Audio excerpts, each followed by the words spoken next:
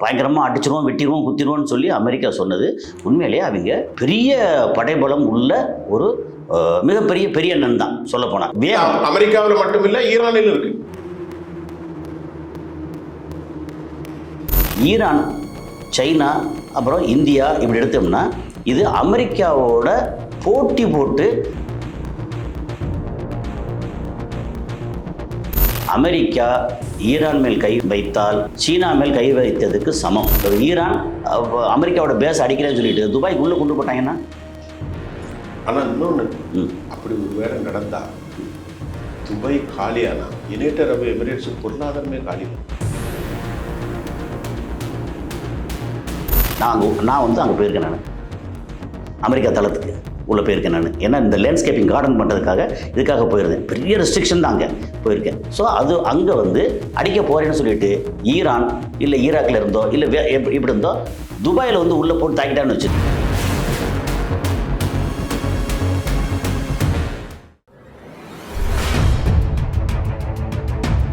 நேயர்களே, இன்றைக்கு இன்று காலை மத்திய தரைக்கடல் விவகாரத்தை குறித்து பேசுவதற்காக காத்திருக்கிறோம். அமெரிக்காவினுடைய அர்மதா என்று அழைக்கப்படுகிற கடலில் நகரும் ஒரு பெரும் மாநகரம் என்றே சொல்ல வேண்டும்.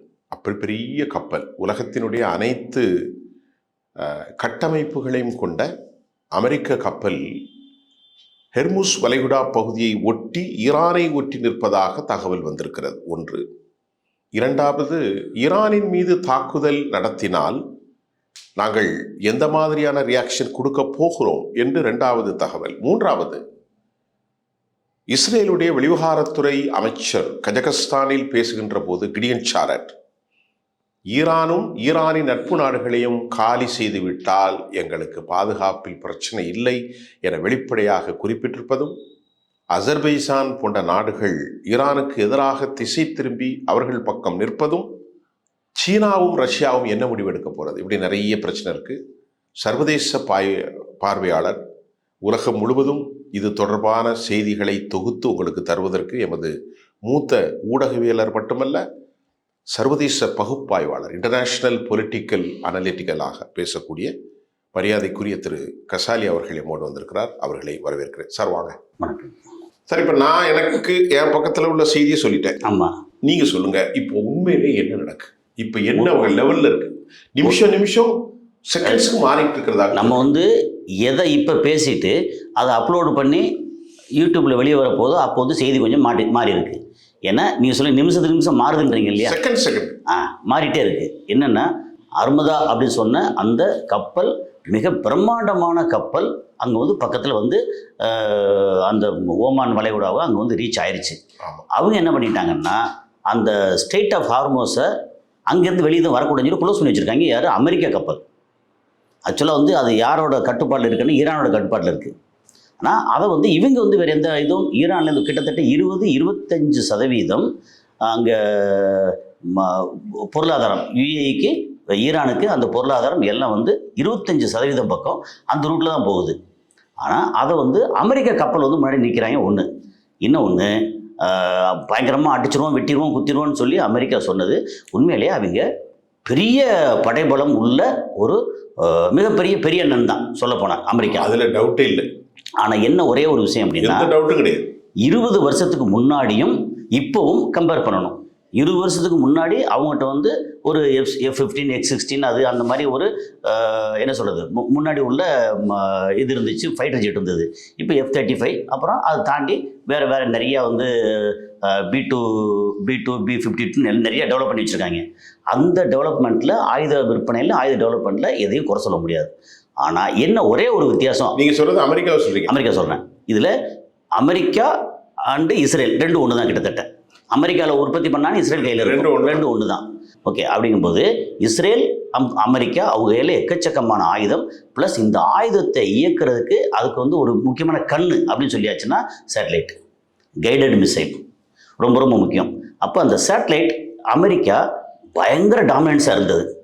இப்போ என்ன ஆகி போச்சு, ஒரே ஒரு வித்தியாசம்னா 25 வருஷத்துக்கு முன்னாடியும் இப்போவும் வித்தியாசம் என்னென்னா, அமெரிக்காவோட ஆயுத பலம் அப்புறம் வான்வெளியில் இருக்கக்கூடிய சேட்டலைட் பலம் இப்படி இங்கே இருந்துச்சு அப்படின்னா அரபு நாடுகள் வந்து அவனை கெஞ்சிக்கிட்டு கீழே வந்து இப்படி இருந்துச்சு. அப்படிங்கும்போது என்ன ஒரே ஒரு விஷயம் வந்துருச்சு அப்படின்னா, இன்னைக்கு ஈரான், சைனா, அப்புறம் இந்தியா இப்படி எடுத்தோம்னா இது அமெரிக்காவோட போட்டி போட்டு வான்வெளியிலையும் கைடட் மிசைலுக்காக வான்வெளியிலையும் சேட்டலைட் விட்டாங்க. டெக்னாலஜி பயங்கர ஸ்ட்ராங் ஆயிருச்சு. அதுக்கப்புறம் வந்து அணு ஆயுதம் ரெடி ஆயிருச்சு. ஈரான் நான் ஏன் இந்தியாவை சேர்த்து சொல்கிறேன் அப்படின்னா, முன்னாடி இந்தியாவும் அப்படி தான் இருந்தது. இன்னைக்கு இந்தியாவும் அந்த ஆயுத பலத்தில் வந்து ரொம்ப ஸ்ட்ராங் ஆயிடுச்சு. ஈரான் வந்து பயங்கர ஸ்ட்ராங் ஆயிடுச்சு. இப்போ சமயத்தில் வேற அவங்க ரஷ்யா இதுலேருந்து சேட்டலைட்லேருந்து ரஷ்யா ராக்கெட்லேருந்து சேட்டலைட் விட்டாங்க. அப்புறம் அவங்க வந்து பெரிய அளவுக்கு இப்போ ஸ்ட்ராங் ஆயிட்டாங்க விண்வெளியில். காரணம் அதாவது கைடட் மிசைலுக்கு யாரை சொல்றீங்க? ஈரான். விண்வெளியிலையும் விஷயம் அவ்வளோதான். இப்போ ரொம்ப சேட்டலைட் முக்கியமான விஷயம். இந்த விஷயம் தான் வந்து நிறைய பேருக்கு எப்படின்னா, அமெரிக்கா தான் பயங்கர ஸ்ட்ராங்காக இருக்குது அப்படின்னா, இந்த ஸ்ட்ரென்த் வந்து என்ன ஒரே ஒரு விஷயம்னா, இவங்க கையில் வந்து ஆயுதம் இருக்குது. அந்த ஃபத்தா 1 and 2, அதுக்கப்புறம் குரம் ஷாகர் 4, இது வந்து பயங்கரமான அழிவு சக்தி உள்ள ஸ்டெல்த். யாராலையும் இது ஸ்டெல்த் மீன்ஸ் ரேடாரால கண்டுபிடிக்க முடியாது, ரேடாரில் பதிவு செய்ய முடியாதுத்தனமாக கொண்டு தாக்கும். அமெரிக்காவில் மட்டுமில்லை, ஈரானில் இருக்கு. ஈரானோட அந்த வேகம் என்னன்னா, ஃபத்தா 1 and 2 வேகம் வந்து ஒரு 16,000 km/h, அதாவது 280 km/min. உதாரணத்துக்கு அதான் இப்போ நம்ம ஏற்கனவே சொல்லியிருக்க உதாரணத்துக்கு எப்படின்னா, நம்ம சென்னையிலேருந்து திருச்சிக்கு 1 நிமிஷத்தில் போயிடும். 1 நிமிஷம் அப்படிங்கிறப்ப அவ்வளோ வேகம். ஏன்னா மாக் 30, மாக் 15 அப்படிங்கிற வேகத்தில். மாக்குங்கிறது நமக்கு ஒளியோட வேகம். அது 1135 அந்த ரேஞ்சில் டெசிபல் ஏதோ கணக்கில் இருக்கு அந்த வேகத்தில். அப்போ அப்படி போகிறத இவங்க ஸ்ட்ராங்காக இருக்காங்களா, அதை கைடு பண்ணுறதுக்கு இவங்க சொந்தமாக சேட்டலைட் வேறு வச்சுருக்காங்க. யாரு? ஈரான். அது போக உலகத்தில் ஹேக்கர்ஸ் இருக்காங்க இல்லையா, அதில் டாப் ஹேக்கர்ஸ் ஈரானில் இருக்காங்க. அவங்க தான் நம்பர் 1. இது ரொம்ப முக்கியமான விஷயம். ஆமாம். இந்த ஹேக்கர்ஸ் மூலம் என்ன செய்யறாங்க அதை கொஞ்சம் சொல்லுங்க சார். இப்போ என்னன்னா, இப்போ ஹேக்கர்ஸ் என்ன பண்ணுவாங்கன்னா, அவங்க இங்கே உட்காந்துக்கிட்டு அமெரிக்காவில், ரஷ்யாவில், சைனாவில், இந்தியாவில், இஸ்ரேலில், அதுக்கப்புறம் வேறு என்னென்ன இப்போ யூகேல, ஃப்ரான்ஸில் அங்கே என்னென்ன நடக்குது அது எல்லாத்தையும் இவங்க வந்து ஹேக் பண்ணி எல்லா டீட்டெயில் எடுப்பாங்க. ஓகே, எப்படி மொசாடு அவங்க சம்மந்தப்பட்ட ஹேக்கர்ஸ் வந்து ரொம்ப ஸ்ட்ராங்காக பெருசாக பண்ணுறாங்க அப்படின்னு சொல்லி நம்ம நினைக்கிறோமோ, அதை தாண்டி இவங்க ஹேக்கர்ஸ் வேறு ஸ்ட்ராங்காக இருக்காங்களா. இப்போ ஒரு மாதத்துக்கு முன்னாடி 2 மாதத்துக்கு முன்னாடி இஸ்ரேலில் ஆடி போச்சு. அங்கே உள்ள டோட்டல் ஐடிஎஃபோட டீட்டெயில் பூரா எடுத்து வெளியிட்டாங்க. ஆமாம், இப்போ டீடைல்ஸ் இருக்கு. அது இவங்க வெளியிட்டது ஒரு பக்கம், நிறைய இருக்கு. டிப் ஆஃப் ஐஸ்பர்க்னு சொல்லி அது இஸ்ரேலுக்கு பெரிய செட்பேக் சார், பயங்கர செட்பேக். இப்போ இவங்க என்ன பேசுனாங்க சார், உங்கள்கிட்ட ஒரு விஷயம், எந்தெந்த சயின்டிஸ்ட் என்னென்ன வேலை செஞ்சாங்கன்னு பேரோட வெளியிட்டாங்க. அதான் இப்போ எப்படின்னா, அவங்க வெளியிட்டது இருக்கு இல்லையா, மேபி 2%, 98 வெளியிடும் கையில் வச்சிருக்க. ஏன்னா அவங்களுக்கு தேவைப்படுது. இஸ்ரேல் ஏதாவது மூவ்மெண்ட் பண்றான் அப்படின்னா இவன் வந்து அழகா பண்ண முடியும். அப்ப என்னன்னா, ஈரான் ஏன் வந்து ஈரான் இவ்வளவு ஸ்ட்ராங்கா இருக்கு அப்படின்னு சொல்லியாச்சுன்னா, ஒன்று ராக்கெட் பலம், இன்னொன்று 1400க்கு மேலே அவங்க கையில் ஃபைட்டர் ஜெட் இருக்கு. அதில் முக்கால்வாசி பழைய ஃபைட்டர் ஜெட்டு. பழசாக இருந்தாலும் ஓடி போச்சு அப்படின்னா, ஒரு 200 ஃபைட்டர் ஜெட்டு போச்சு அப்படின்னா 4 கீழே விழுந்தாலுமே போதுமே, அந்த இடம் காலியாயிருமே அப்படின்ற ஃபைட்டர் ஜெட் 1400 ஃபைட்டர் ஜெட் இருக்குது. இப்போ லேட்டஸ்ட்டாக சைனா வந்து கொடுத்துருக்காங்க. சைனாவோட லிஸ்ட் இப்போ தான் வருது. ஓகே, இப்போ இது ஒன்று. அது போக வான்வெளியில் சேட்டலைட்டில் ஸ்ட்ராங் ஆகிட்டாங்க. ஈரான் நான் சொல்கிறது பூரா ஈரான். ஏன்னா முன்னாடி ஈரானில் பெருசாக ஒன்றும் இல்லை. ஈராக்கு சண்டையில் இருக்கும்போது 80களில் மாறி மாறி அடிச்சுட்டு தான் அவங்களுடைய மொத்த அம்யூனிஷனும் ஃபுல்லாக முடிஞ்சு போச்சு.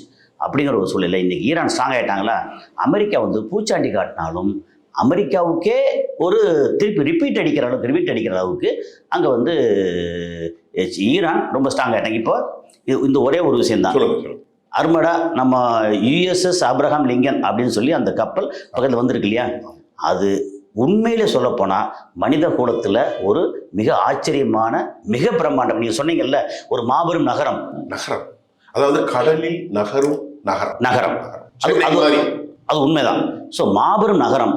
அந்த மாபெரும் நகரத்தை என்ன பண்ணுவாங்கன்னா, ஒரே ஒரு ஃபத்தா மிசைல் போதும் சொல்லி முடிச்சிடுவாங்க.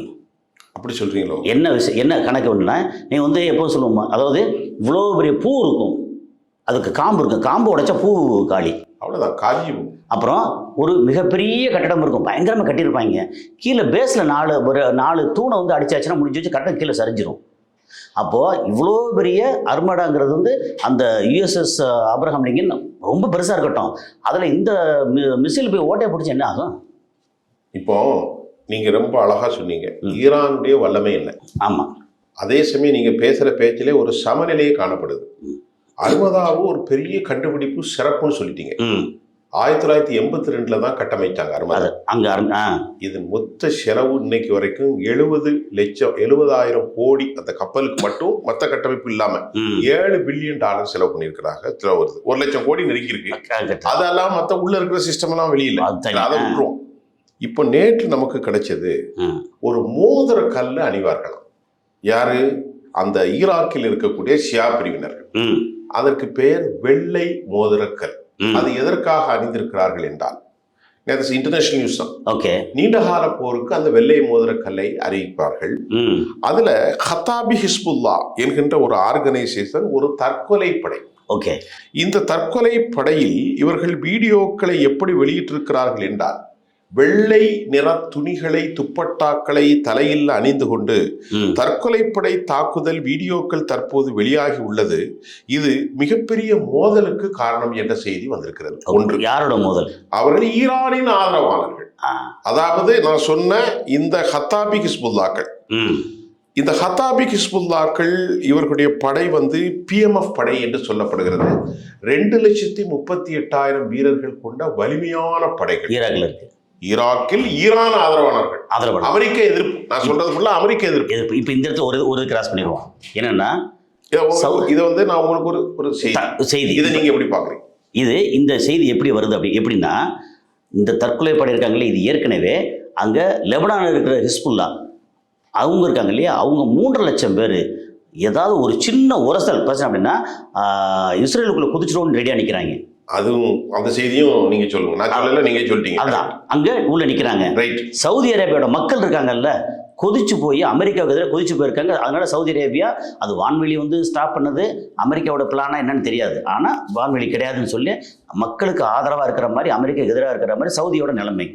அப்புறம் இப்போ UAE, முன்னாடி வந்து UAE வந்து சவுதிக்கு எதிராக, ஈரானுக்கு எதிராக, இவங்களுக்கு இஸ்ரேலுக்கு ஆதரவாக இருந்தவங்க இப்போ என்ன சொல்லியிருக்காங்கன்னா, எங்கள் வான்வெளியும் அமெரிக்கா பயன்படுத்தக்கூடாது அப்படின்ட்டு இருக்காங்க.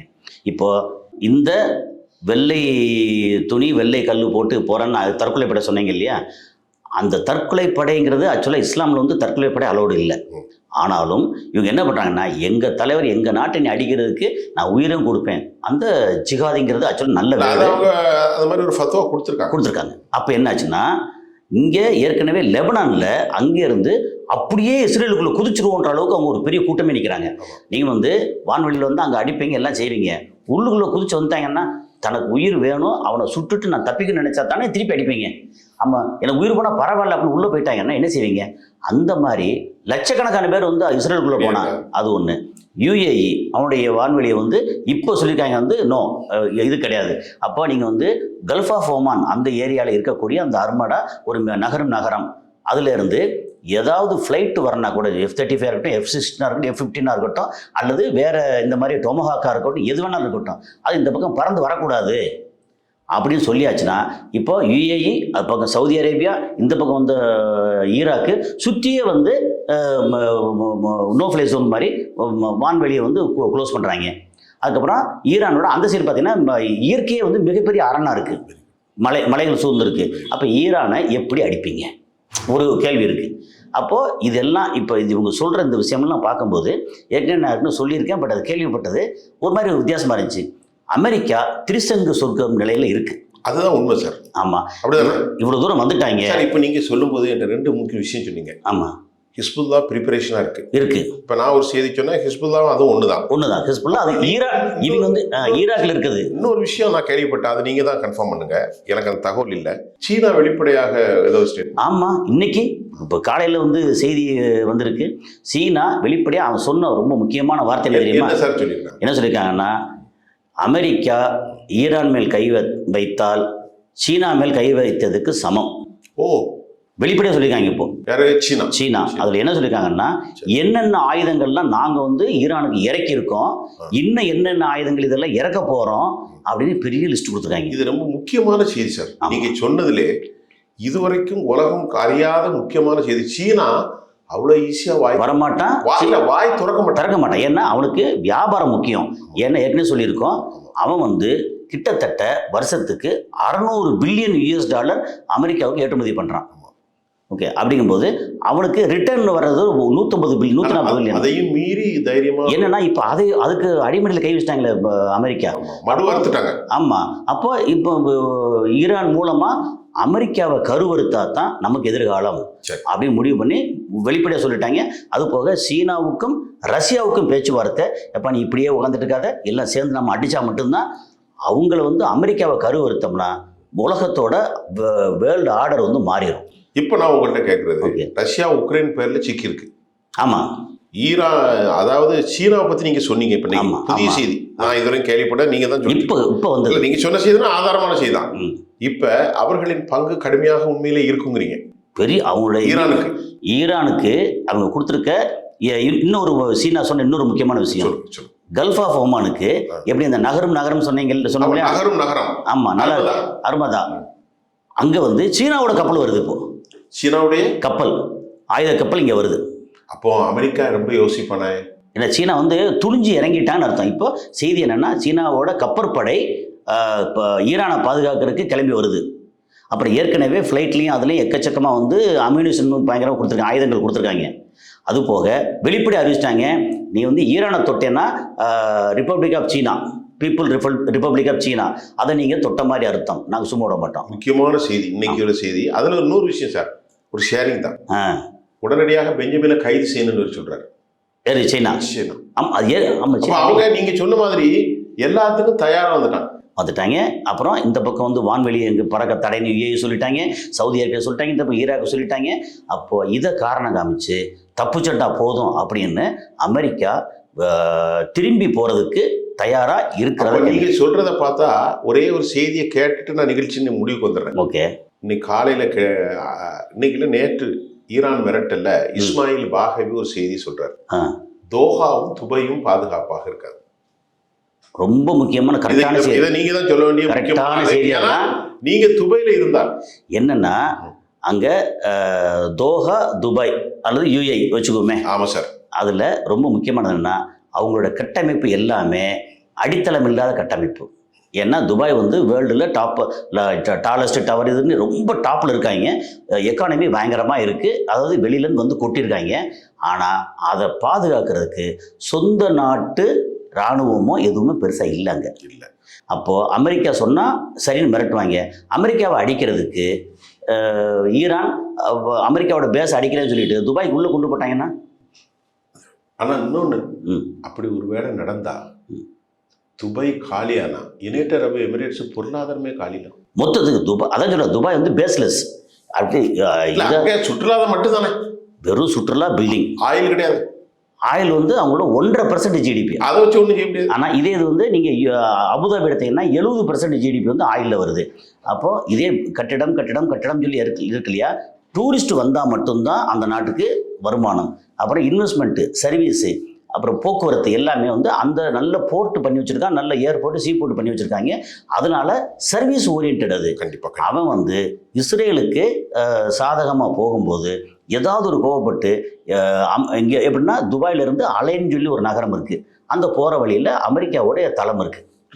நான் வந்து அங்கே போயிருக்கேன். நான் அமெரிக்கா தளத்துக்கு உள்ளே போயிருக்கேன். நான் ஏன்னா இந்த லேண்ட்ஸ்கேப்பிங் கார்டன் பண்ணுறதுக்காக இதுக்காக போயிருந்தேன். பெரிய ரெஸ்ட்ரிக்ஷன் தான் அங்கே போயிருக்கேன். ஸோ அது அங்கே வந்து அடிக்க போகிறேன்னு சொல்லிட்டு ஈரான் இல்லை ஈராக்கில் இருந்தோ இல்லை இப்படி இருந்தோ துபாயில் வந்து உள்ளே போட்டு தாக்கிட்டான்னு வச்சுக்கோங்க, கதை முடியுது, அவ்வளோதான். அதுக்கப்புறம் துபாய் திரும்ப எந்திரிக்கிறதுக்கு 50 வருஷம் ஆகும். மத்திய கிழக்கே காலி, மொத்தம் காலி ஆயிரும். அப்போ இவங்க எல்லாரும் போய் சேர்க்கலாம், அழுவாங்களே சண்டை பிடிச்சிடாதுன்னு. இன்னொன்று, இப்போ அதான் இப்போ கத்தாரும் யுஏஇ இவங்க வந்து அமெரிக்காவோட ரிக்வஸ்ட் பண்ணியிருக்காங்க, ப்ளீஸ் சண்டை வேண்டாம். யார?